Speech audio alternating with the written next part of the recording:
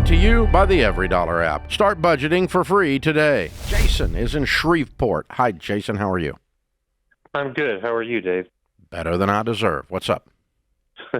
Okay, so I'm 40 years old. I am a classically trained opera singer and music teacher. When I was 27, I was working on my PhD. I had a grand mal seizure that year. The next year, I had another grand mal seizure. I was diagnosed with epilepsy. Fast forward to 2020, I had my second brain surgery 3 weeks before we went into lockdown. Wow. They removed 10% of my brain. I'm on the mend in terms of the epilepsy, but there is no cure for epilepsy. It's never going away. What is not going away is my student loan debt. So when I go to try and buy a house, they factor in 1% of that total amount as a monthly payment that I'm not making because I'm on an income-driven repayment plan. And I have tried to file for the total disability discharge and was denied. Why? Apparently, well, because they said that my epilepsy wasn't severe enough. However, when I went through the disability process, it was a retired gynecologist making the decision as to whether or not I would be. So you're not on SSI. You're not on Social Security. I am now, finally. It took 3 Permanent years. disability? No, well, it's not permanent. I have to re-qualify every 3 to 5 years. I'm waiting on that next set of paperwork. Well, the retired gynecologist didn't do that. That didn't get you into SSI. Well, you had to have another there had to be another medical professional professional on that part of the story, right? Well, I have a neurologist, a epileptologist, and they gave you the paperwork for the Social Security Administration to approve the SSI disability. That's correct. Okay, and your denial on the student loan, idiots, was before you got this SSI approved. No. No? No. They said my condition was not severe enough. Okay, listen, the answer to the equation is I'm not stopping on that. Dude, you're disabled. Fair enough. Okay? Okay. Yeah, the answer is I'm going to go congressman, senator, I'm going to hire an attorney. You got $300,000 wrapped around your neck that's not going away, that should be forgiven. Is that how much debt it is, Jason? Yeah. That's how much I have in my name. My wife. So I have $297,000 in student loan debt. Yeah. Starting in 2001. My wife also has an additional $200,000. 200. She has her doctorate. That's correct. What does she do for a living? Combined, she's now a college professor. Making what? She's a tenure track professor making $51,000. She just got this job this year. We just moved a month ago.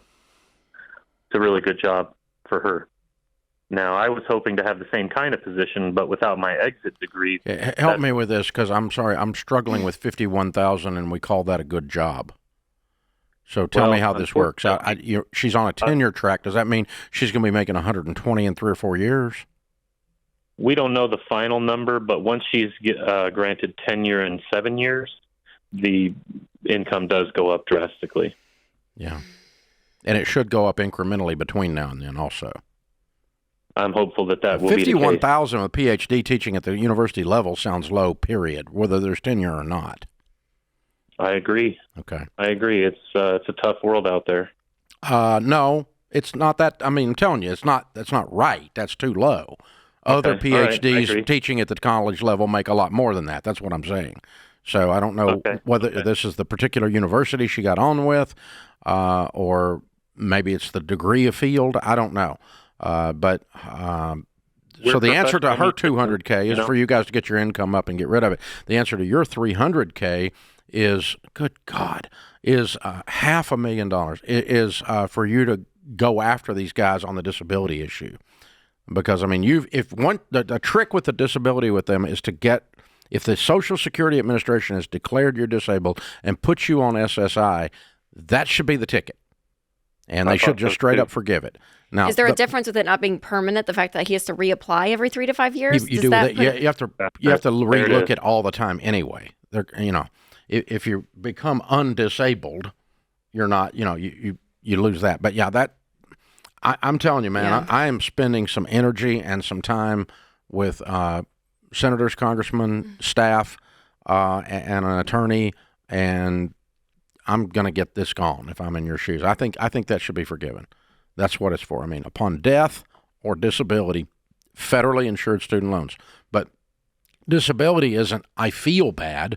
Disability is the Social Security Administration has declared you disabled.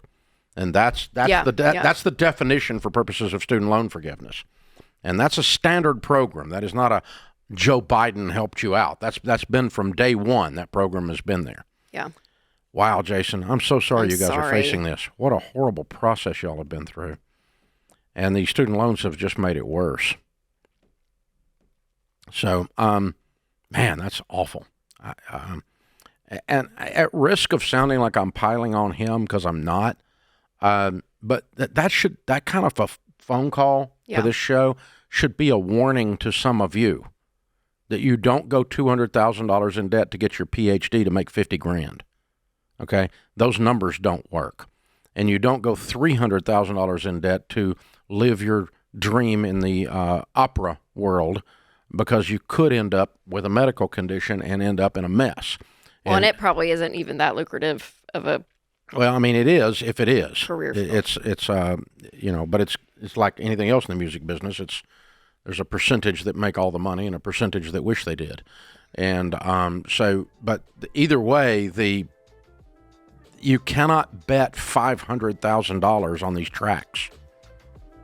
This is what gets you in trouble, because then life happens and you end up here. And gosh, Jason, I'm so sorry you're there. I'm not picking on you, but the rest of you should take a warning from this. And if you got a kid wanting to go on this track, tell them no, we're not doing this. No.